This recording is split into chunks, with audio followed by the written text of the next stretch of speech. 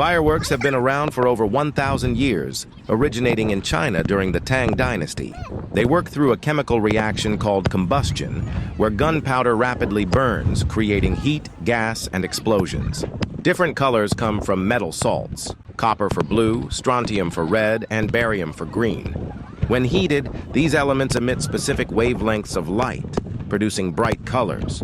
The explosion's shape depends on how the chemical-packed pellets, called stars, are arranged inside the shell. The loud boom? That's the rapid expansion of gases at supersonic speed.